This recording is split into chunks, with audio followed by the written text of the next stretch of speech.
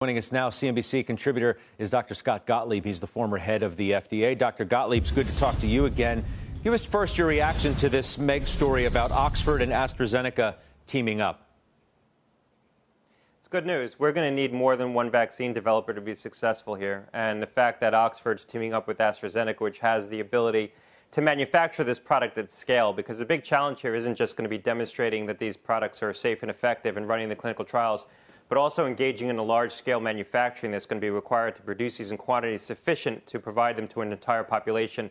AstraZeneca has that heft. They have that ability. So this is a positive development. We need more than one vaccine developer to be successful here. We need multiple vaccine developers to be successful across the world if we're going to have enough doses to supply the entire world and also the low and middle income countries that are locked out of this race right now. There was a lot of exuberance last evening, plenty of opportunity today for some maybe to walk back some of the expectations of having a vaccine ready as quick as some of the timelines have said through this Operation Warp Speed, for example, though Dr. Fauci this morning on the Today Show certainly didn't back down.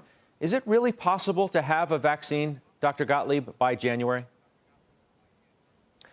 Well, what we're probably going to have by January is vaccines in sufficient quantities to run very large-scale trials. So if we have outbreaks in American cities, we'll be able to deploy thousands, probably hundreds of thousands of vaccines in those cities and run the kind of large trials that we're going to need to do to prove that these vaccines not just are effective, but that they're safe. In terms of having sufficient quantities to inoculate the entire population, that's really a 2021 event, and hopefully we'll have it in time for 2021, but it's unlikely to be available before the end of this year. But we could have tens of millions of doses before the end of this year if you see multiple manufacturers being successful, because each manufacturer could probably produce millions, if not upwards of around 10 million doses. And so you have Merck involved in this, Pfizer, the company that I'm involved with. You have a couple of small biotech companies engaged, Sanofi, GSK's engaged. Now you have AstraZeneca. You have J&J working on an adenoviral vector vaccine. These are large companies that know how to manufacture at significant scale. Overall, how would you describe your own level of optimism about where we are in our fight against this virus tonight? I'm very optimistic. We're making very rapid progress in trying to drug this virus. And there's nothing particularly complex about a coronavirus that would suggest that we're not going to be able to develop an effective therapeutic and a vaccine against it. We haven't had a vaccine against the coronavirus before, but we haven't tried really, except for SARS and MERS. Typically, coronaviruses cause common colds, and we haven't really sought vaccines for them. We already probably have one antiviral drug that's effective, not a home run, but a drug that looks effective in remdesivir. I think we're going to have antibody drugs by the fall, at some point this fall. That starts to be the makings of a pretty potent toolbox, and those are the first-generation products, and so we'll see second- and third-generation drugs come online.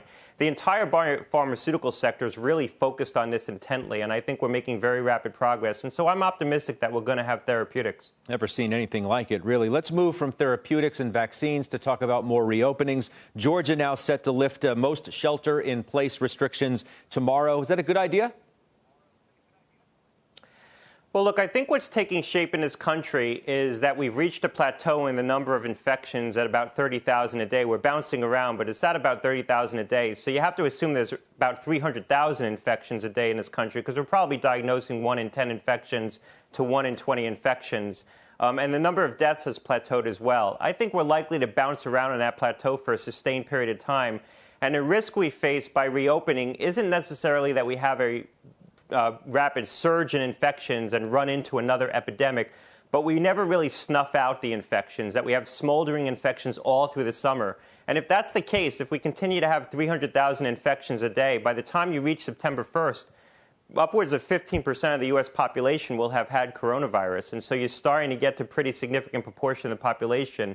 I think that's the risk we face by some of the reopenings that we're seeing when you still see cases going up. Now, Georgia, the cases are going down in recent days, but they're still not testing a lot. And so you don't know how reliable that data is. But they haven't seen the kind of sustained declines that we've all said at the outset that you'd want to see to try to safely reopen an economy. We've had this conversation about Georgia on numerous occasions. You tweeted a few days ago that they were still having an epidemic there, that cases were on the rise. Though I saw today you did say that they've seen a big improvement. It seems like a fairly short period of time to have some level of improvement, no? Well, the improvement was in the IHME model, that model that everyone looks at from Washington State. And that model is just based on trends. And so what they're doing is they're looking at current trends and they're fitting lines to curves. So they're trying to project from what the current trends are. So Georgia has shown in the last week a reduction in the number of new cases on a daily basis. Some of that's probably improvement. Some of it's probably under testing. Georgia ranks in the lower echelon of states in terms of the testing that they're doing in their population. So it's unclear whether or not the epidemic is really subsiding in that state. When you look across the country, you see a lot of states, probably about 25 states, where the epidemic is rising in terms of the number of new cases on a daily basis. So the number of cases being diagnosed on a daily basis is actually going up. Some of that's a function of the fact that we're testing a lot more, so we're capturing more cases. But some of it's also a function of you are seeing expanding epidemics in a lot of states. Now, that said, many of these states are states with a very low number of infections, so they're going from 100 infections a day to 110 to 120. So they're not states that had a big epidemic to begin with. But nonetheless, it just shows that we're really not through the woods yet when it comes to this national epidemic. New York's showing a lot of improvement, and that distorts the national figures. But nationally, you still see a lot of states with a lot of spread. What do you think about New Jersey's plan to open golf courses and parks this weekend? Is that a good idea?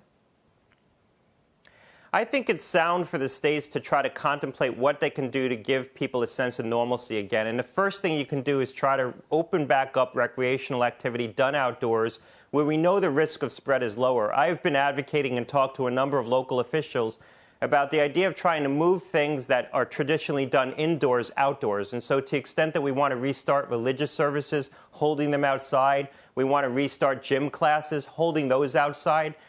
Even as we contemplate reopening restaurants, lifting local ordinances that make it easier to businesses to try to move some of that business outside, maybe closing blocks and sectioning off more real estate, more public real estate for businesses to try to open up venues outside. That's not going to be foolproof, but holding these things outside does reduce risk. And I think it's important that we try to start reintroducing activities that give people a sense of normalcy about their lives. And the first thing to do, really, is to put the nets back up in parks. Let's finish by discussing the origin of this virus, if we could. Our intel is apparently ruling out now that the virus was either man-made or genetically modified. They're still said, though, to look at whether the virus was accidentally released from that lab in Wuhan. Where are you tonight in your own mind on that topic? Well, we might never know.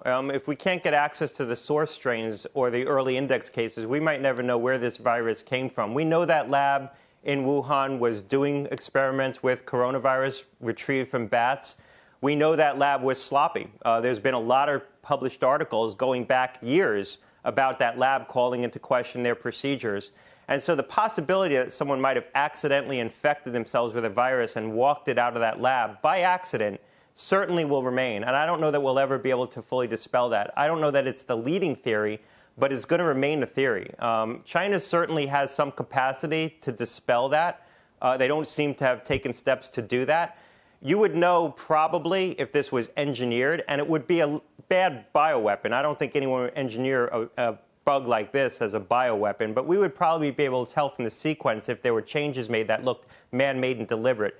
But the possibility that this was an accident, a lab accident, that someone accidentally infected themselves and then went on to propagate the infection, I don't know that we'll ever fully exclude that.